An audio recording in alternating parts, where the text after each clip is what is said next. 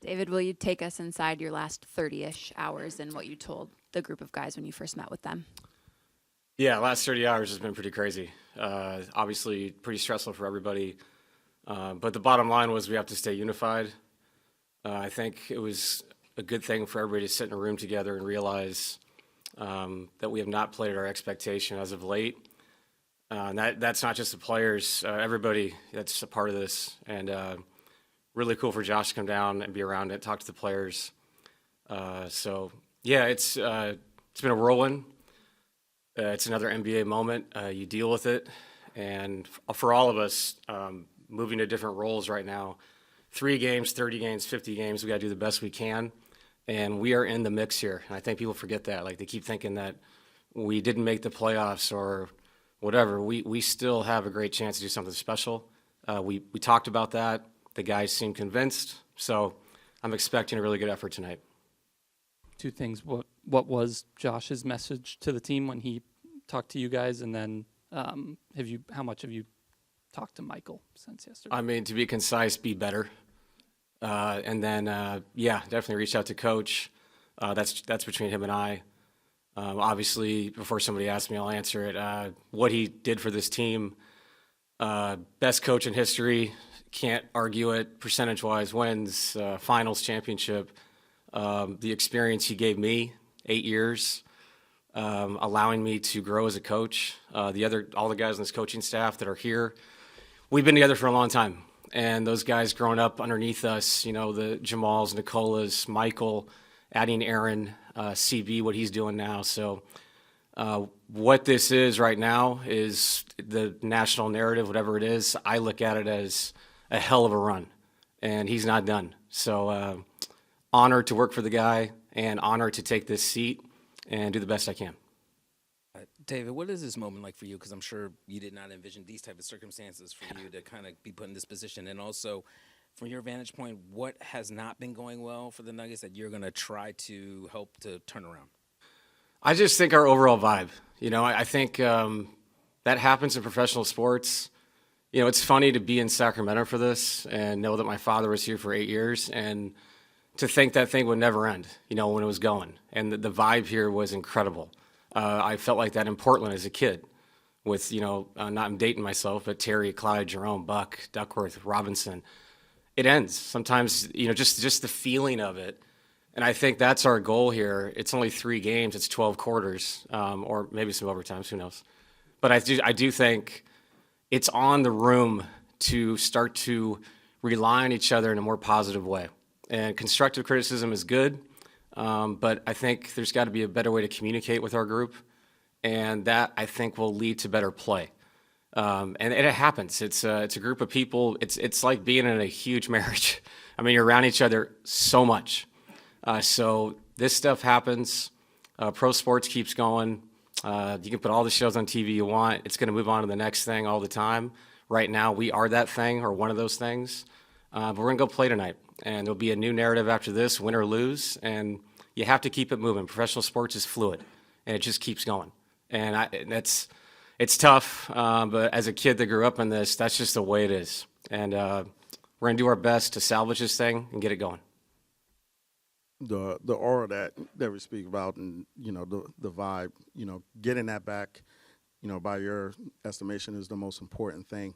Can it bleed into the play on the floor? Better play on both ends of the floor, and how important are these next 3 games to you guys? Yeah, excuse my language. I sure as hell hope so, because we have to get to a better level to play in that tournament. And you guys all see it. You watch the game. You love the game. The West is ridiculous. I mean, this team we're playing tonight, I feel like they've just kind of been, under the radar because so much has been going on. I mean, they just beat Cleveland and Detroit on the road. Zach LaVine is on a heater. DeMar DeRozan's an all-star. Sabonis is one of the best centers alive. So the West is crazy, and if you want to go into that tournament, not playing at your best, you'll be done quick. So we have to understand that and lift our level of play, and hopefully along the way, it's hard to get healthy while you play, but I think if you're mentally healthy, it's easier to play physically hurt. So we got to get there, rely on each other, and if we can do that and get in the tournament, obviously we have some very dangerous pieces on this team. So we just got to get there, and it's going to be a challenge. David here in the back. You right in front of you. You kind of alluded to it, but how do you define success in this role as interim head coach? Honestly, man, keep the ship moving. Like, we have had so much success, and it's the same faces. And obviously, we all change our roles. I think that was the hardest thing for me yesterday was your first thought is for Coach and his family, Calvin and his family. And then immediately, my next thought was delegation. And, where do you put responsibilities? Especially, I had a lot of them. And now I have to pass it off to somebody else in 24 hours. And so when you do that, there's a ripple effect to how the staff coexists. And I think, that's the biggest thing is for me, my responsibility is to make these guys feel like it's organized. It's what we've been doing. And yes, there was a big change. We talked about it. And you have to move past it. And I think maybe you think about it more when this whole thing ends. Because like I said, this is fluid. And for all of us, it's find your role quickly and excel at it. And if we can do that, I think it bleeds onto the court and you win games. Coach, you've been mostly involved with the offense, Yeah. and the offense has been humming. The concern has been the defense. Now, as the head man, can you help the defense? How much influence would you have there? Obviously more. I mean, and that's more with game planning, in-game adjustments. Because you're right. My role the last 8 years has been the offensive side, game management, rotations. For me, the good thing is I can go back in my past, and I did the defensive side with other coaches, and I've done scouts, and I've been doing scouts just on the other side. So that's not something that really bothers me. It's actually kind of fun to get back to talking about some of that stuff. And then weirdly enough for me, my job is to watch how people guard and how they guard us. And so that's all I've been doing is watching the defensive side while trying to execute offensively against the trends and things you see in our league. So, it's actually kind of exciting to jump back into that because what I've been doing has been very consistent for 8 years, and it kind of gets your mind racing on things that you haven't had to think about for a long time. You mentioned your dad's time here in Sacramento. How special or significant or whatever is it for you for this night to come for you here in a place where he was so revered? Yeah, it's cool. It's obviously kind of bizarre. I think I've had a lot of moments like this. I coached the game against the Blazers years back when Coach was sick. And what I realized is I'm going to have a lot of special moments because my dad got fired a lot. So he coached in a lot of places. But no, all jokes aside, this place was so unique and special. And the style of basketball they played here was, maybe I'm biased, some of the best basketball ever played. And very forward-thinking with the bigs, playing through the bigs. The guards were more scorers. And, you had Webb and Vlade, Brad playing through those guys, legendary players, really crazy. It's Doug tonight, coaching against Doug. But all those guys, special to this community. And I think the cool thing is it's still special to them. And it reminds me of Portland in that way. It's cool to come back. I mean, he mentioned it today a little bit when I talked to him on the phone because this is a really special place for him.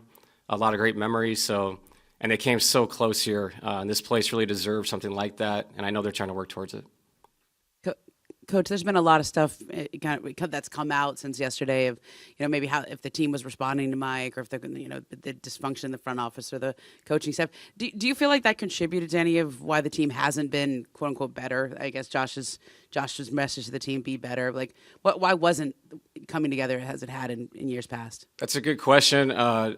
Personally, I think it's each individual in there was at fault. You can try to point at people that aren't here anymore. But it's a group effort, and I think the change was more about trying to find some positive energy, as we head into hopefully the playoffs, and really important games coming, and obviously tonight as well. But this is my opinion. I think there's a lot of excuses out there to try to make sense of things, and sometimes change just happens. And I think leadership felt like that. They wanted to find some juice, and this is not the first time it's happened. Obviously, it's late in the season. And there's a historic nature to it with 3 games to go. But I'll tell you this, 3 games, 50 games, 60 games, the men in that room are going to take advantage of this. And we have to look at it that way. But from my vantage point, what Calvin did, what Coach Malone did here, incredible. and they'll be missed, and their careers are not over, and you're going to hear from them again. David, it seems like so much of what the defensive issues have been this year, especially kind of in executing the base scheme that you guys play, is the rotations behind the initial pass. That can be an effort thing sometimes. Yeah. When you're in a situation like this, you've got 3 games and then potentially postseason, like, is that kind of inherently tied to improving the vibes, or do you have to kind of mess around with different schemes, look at different stuff like that? Is it reasonable to try to do that in this small of a sample size? I think it's reasonable to try anything to win a game.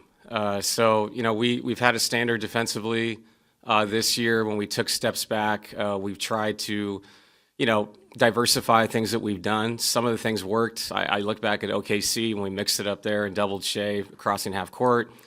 We may have to do some of that. And I think as guys get older on your team, you have to react to that. And we're going to do the best we can. Sometimes it's not about being more aggressive. It's about just being in your spot earlier and being more attentive and understanding what your role is within a team defense.